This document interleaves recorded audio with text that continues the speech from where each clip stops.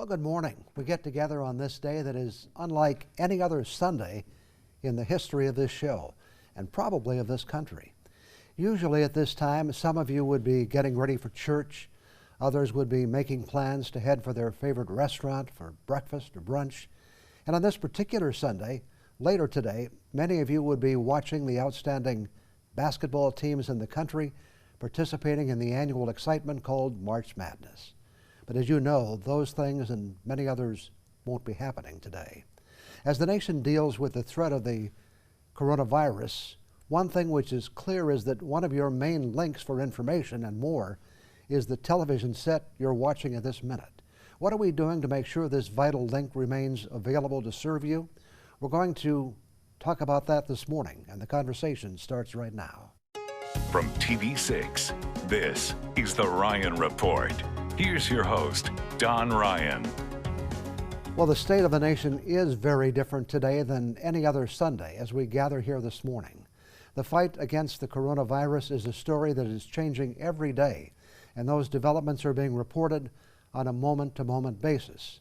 As Americans hunker down in their homes, the link that television provides has become a vital one for information and also a continuing source of entertainment when so many other things have shut down. What is TV6 doing to maintain that link? Today we'll be talking with TV6 General Manager Rick Rhodes and News Director Steve Asplund to learn what steps are being taken to keep this line of communication open. We'll start that discussion with Rick. Rick, good to have you with us this morning. Hi, Don. Thank you. Thanks for having me back. You know, it's just amazing, isn't it? You know, I've lived a long time, and never in my adult lifetime has there been anything like this. There have been some big events, but nothing exactly like this. Yeah, definitely unique times. I haven't been around quite as long, but this has been the most unique time that I've experienced. I was here at the station selling during the recession in 2008, 2009, and those were unique times. But this pretty much takes the cake. This is a big deal. We've had things like 9/11 and the assassination of President Kennedy, which really put the nation into shock for several days. But this is ongoing. It's going to be with us. We don't know how long. And so it's important. I think people, you know, it's pretty clear that people are watching a lot of television now to know what's going on. So let's talk about what TV6 is doing to make sure we maintain that vital link. And first of all, I should point out for our audience, instead of sitting at the desk, we're sitting a mile apart. Yes, we are. But we're trying to set a good model, and that's right. That's really part of what's going on, isn't it? That's right. Yeah. But you know, some of the things we're doing on the content side, you know, things have moved very quickly, and so our team is engaged, and we're pumping out a lot of content. I just saw a study that's been done from ComScore, which is our rating service, and more people are using television now because they're locked in their homes. And TV ratings are at an all-time high. People are using the internet more, and so it's important that we as a TV station are getting the information out there, notifying our communities on the ever-changing issues of COVID-19. So we're putting out a lot of content. We have a lot of great resources available to us from our company, Gray, the company that owns us. And so things are moving really quickly, and we're doing the best job we can. And you and the company have taken some very definite steps, both to protect that link and to protect our employees. Correct. And one of those, for example, is there are no visitors allowed in this building. Yes, we've limited the visitation. There needs to be an approval process in order for visitors to come in, and that's why we're here today. But yeah, we're minimizing the foot traffic that are visitors that are coming in. And that's a pretty strict approval process. There are a few exceptions to that. There are a few exceptions. Yeah, we have a new special coming up. Well, you have seen the new special after this airs, but visitors like that coming in to provide the community with information. We want to allow those people in the building. Of course, there's a wipe down process. We'll be disinfecting after. We'll disinfect this area after, and we disinfect the new set. But yeah, no visitors. We've also sent a number of employees home to work remote. We weren't given any company mandate. We have to address the situation on a local level. Obviously, some other areas are hot spots. So there are stations that are taking extreme measures, but we're trying to stay ahead of this to try to protect our employees and protect our buildings. So, our whole sales staff is working remote. A lot of our administrative business office, our HR, is working remote. We have some news folks that are working remote, our assignment manager, our digital content manager, they're working remote. And so we're going to continue to assess the situation and do what we can to protect the building. And this is not as simple as simply saying stay home. In many cases, we've had to provide, and I say we, the station, has had to provide technical support to make that happen. Yeah, we bought 5 new laptops, and again, we have a VPN system. All the technical stuff behind the scenes, it's not as easy as flipping up your laptop and connecting to a wireless signal and being able to communicate and work. There's some technical side. So our engineering staff has been working. They're just doing a tremendous job making sure that everybody gets set up and that we're able to do the job effectively as they work remote. And I know our corporate policies have been fairly strict in this regard. For example, any employee involved in any kind of international travel would not be able to come back to work until they were properly quarantined or cleared. Is that correct? That is correct, yeah. So they're monitoring the travel of all employees. They want us to monitor travel of all of our employees and be strict. And we actually have a situation where one of our employees did some international travel, and so that employee will be quarantined when they return back to the States for 14 days, and there's a check-in process before they return to work. So they're doing everything necessary to protect the staffs and to protect our buildings so we can effectively do our job and communicate. And I think you've also done some things as far as how employees are compensated to make sure that they don't come to work if they're sick. If there's a question, they stay home, and this is part of the corporate policy too. That is correct. Yeah, they're very flexible now with usage of PTO, with making sure that people, if they do feel sick, that they stay home. If they feel like they've been in an area and that they need to quarantine themselves, they're very flexible on that side of things. We provide a variety of services for people, but we are a business, and we've talked about this before. Mm-hmm. And of course, we have to make money, and the way we make money is selling advertising. And yep. Many of our advertisers, many of our clients are now finding themselves in a very difficult position too. Are we starting to see any impact from that, or is it still too soon? There is a little bit of an impact. Specifically with the bars and restaurants, that puts a lot of the local bars and restaurants in a tough situation when the governor shut those down. So we saw some cancellations there, but a lot of our clients right now are still optimistic, and they're still enthusiastic. Business is still happening.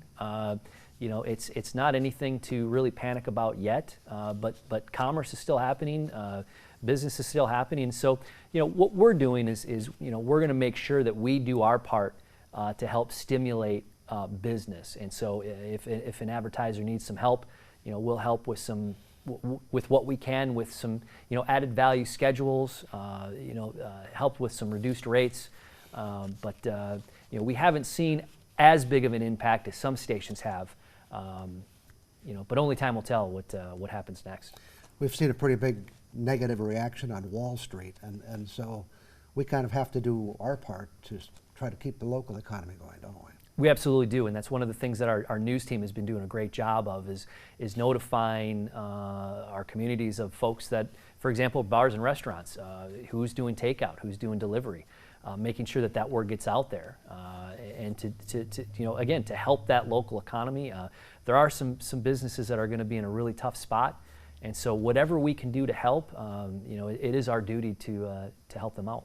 And we've also had to postpone at least some pretty key events, including, I know one that we're both very interested in, that was the presentation of the Carl Pellenpah Award for this year. Yeah, a lot of stuff. We postponed the Pellenpah Award, which was going to be happening next week. We postponed our Business After Hours. We postponed the Spring Craft Show in Escanaba. Mother's Day Craft Show, we're still waiting to hear. We're going to make a decision here probably in a week or two. Who knows what May is going to be looking like. So, yeah, this has affected a lot of events that we've done as a station that are important to us, and also, events out in the community. And it's a good time to again remind people that Dan Mizuki was is the recipient of this year's award, and at some point he will get that award. At some point he will get that award.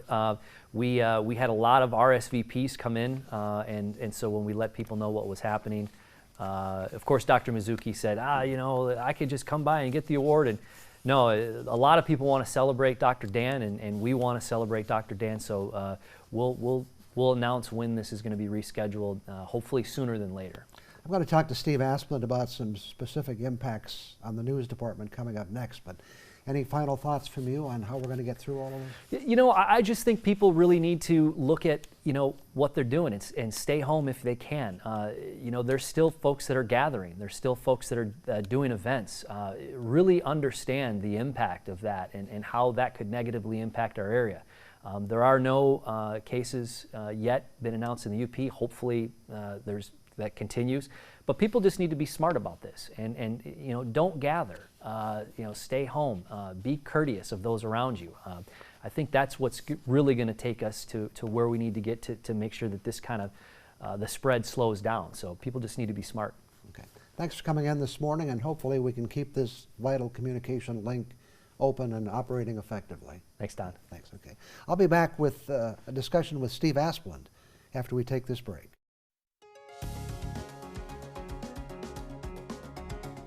We're continuing our discussion this morning about things that TV6 is doing to make sure we maintain this vital communication link and protect our employees during this time of this coronavirus crisis. We talked with Rick Rhodes in the first segment. Now we're going to talk with Steve Asplund. Steve, good to have you with us. Thanks for having me, Don. You and I have been around this business for a long time. We certainly We've have. seen a lot of things. Have you ever seen anything like this? Nothing even compares to this at all. Really, it doesn't, because most of the previous incidents that we've had, whether it was Libya's attack on Libya or 9/11 or any of those, even the outbreaks of Zika or Ebola, those were short-lived. Those were not impacting this country like it is today. And this could go on for quite some time. So calm and compassion for your neighbor and understanding of what's going on is really what's in order, because this could stretch out for weeks, months.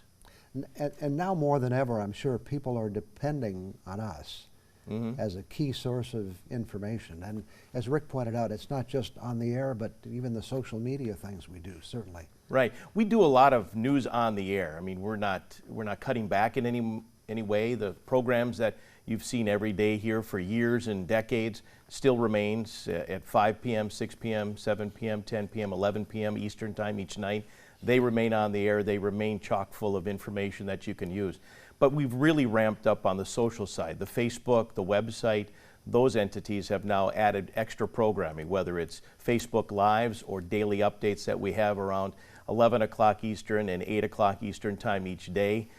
They bring people the latest information, kind of bring them up to date on what's happened through the day if they're not able to see the regular scheduled newscasts.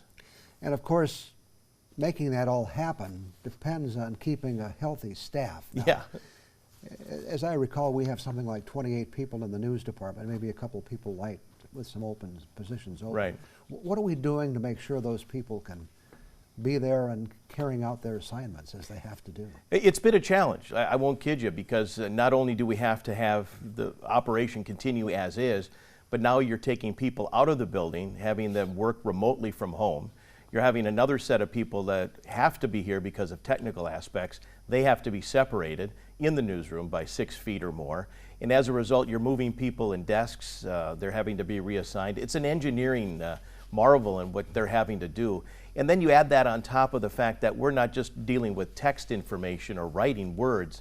We also have video. And when you try to pull video, as anybody knows when they stream stuff, it doesn't always go smoothly. So you're looking for those type of entities or technical aspects that we can still edit video, maintain the video quality, and then get it on the air as easily as possible. And some of those people that you refer to, as working from home, they typically would be here and under normal circumstances should be here to really make it work. Yeah, I mean, it's really simplistic, because when everybody's together, you would turn around and say something and ask somebody a question.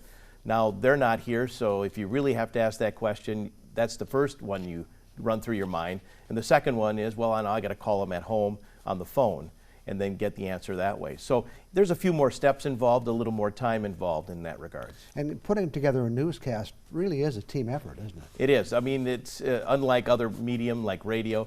There's like probably 5 people that are involved with the core aspect of trying to get a newscast on the air. And that doesn't count the people that are out gathering the news in the field, the reporters and those type of photographers, those type of people that are outside the building gathering that material and bringing it back here or to their home where they will edit and send it here. What about those reporters out in the field? You know, how do we keep them safe?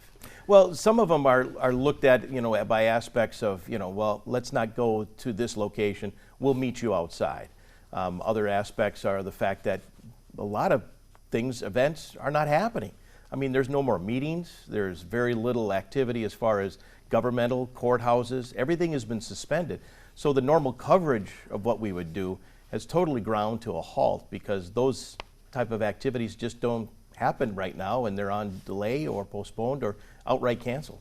We'll talk more about that when we come back. We'll be back with more on this discussion just 2 minutes from now. We're talking with Steve Asplund, TV6 News Director. We were talking before the break about how the news content has really changed, and many of those stories that we would normally cover aren't just happening. That's very true. I mean, like I mentioned, there's no meetings, courthouses are closed, governmental offices are closed, city hall, city meetings, all gone. We would normally report on the activities of a school board. They're not meeting. DNR offices are closed. I've never seen so many things closed, canceled, or postponed than right now. Everything from entertainment to sports, recreation, to the actual functioning facilities of a community and so forth. So the focus of what we're doing for news content is all around COVID-19 or coronavirus, and that's basically what we're doing as far as the content, because that's all that's happening right now. And apart from providing people that vital information they need, I know we've tried to cover some of the positive things as well, haven't we? We have, and that's really, this is a time where everybody should come together. I mean, we're all into this together. We all have a common cause here that we want to defeat COVID-19 and get back on the healthy trail. And as a result, we're looking for good stories, and we've reported on those good stories. Food pantries being started by Travel Marquette, restaurants that are making donations, even around the nation, Disney World, Disneyland, donating all their food to the homeless shelters because they can't use it. And that's really what makes the community, I think, come closer together to unify, is that we have to work together. We have to help each other. We have to be kind to our neighbor, the person that lives next door. Check up on them from a safe distance, of course, but just see how they're doing, if they need anything or you can get anything, because people are somewhat panicked, and they shouldn't be, because the pictures you see on the internet of people buying like 25 gallons of milk or like 50 pounds of fresh meat. And my first thought is, how are they keeping this at home? If they just bought this, where are they going to keep it fresh? And with milk, it's a couple weeks and it's gone. So interesting to see all the shelves empty of toilet paper. And nobody's been able to explain why toilet paper is such a high demand item right now. And we're almost out of time, but we should point out that this is probably going to affect the Ryan Report as well. Yes, and it in will. the future, we may have to look at some past shows in some of the time periods. Some of the best of the past. Some of the best of the past. Yep. Well, it's important that we keep this link open, and it's good to know that you and everyone here are working to do that. So thanks for coming in this morning and sharing that story. Thank you, and if they have any ideas, thoughts, or suggestions or incidents of note, send them along to our email address, TV6News. Okay. I'll have some other thoughts for you in just a couple of minutes.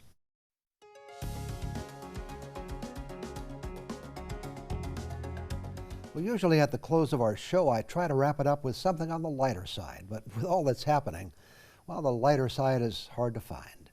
It is important, however, that we remember to maintain our sense of humor, even at times like this. So look for those opportunities when you can. But today what I'd like to focus on for a moment is the need for all Yoopers and all Americans to come together. This is the time to put aside politics and petty bickering. This is the time to focus not just on our own needs, but also on the needs of others. This is the time for all of us to step up and be responsible by following the recommendations of our leaders, not just from government, but from the outstanding medical professionals who are contributing to this discussion. This is the time for young adults to understand that By practicing good hygiene and staying healthy themselves, they will help the older people in their families and communities make it through this threat. We need to do this because it's this kind of pulling together that made America great before, and it will be what makes America great when we get beyond this. We're seeing examples here and around the country of people showing that concern for others, providing lunches for kids that aren't in school who would miss those daily meals. There have been stories of churches and other groups volunteering to serve as babysitters for healthcare workers whose kids aren't in school. An NBA player who donated $100,000 to support the hourly employees in the arena where the team plays its games, who will now be without jobs.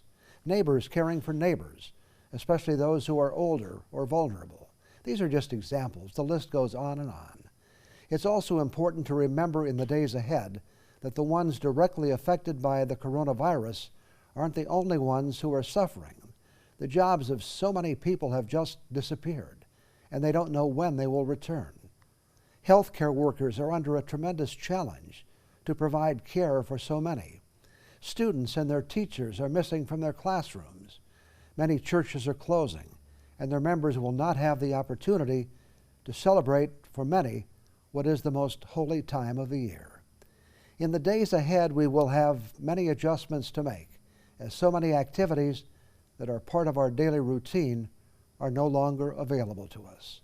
Like people all over the world, our lives have been turned upside down by something none of us were even thinking about just a few short months ago. As we prepare to wrap it up this morning, I want to wish you the very best, to you and your family. I pray we all come through this, and that one day soon, life will return to the way it was before this all began. I'll be back in a minute. Well, that is our show for this week. Remember, you can find current and past episodes of our broadcast at uppermichigansource.com. As we mentioned earlier, these are challenging times for all of us, and we're not sure what the weeks ahead will bring for this show. We may take the opportunity to look back at some earlier broadcasts. Thanks to Rick Rhodes and Steve Asplin for joining us this week. I hope you all have a good week ahead, and will join us again next Sunday morning.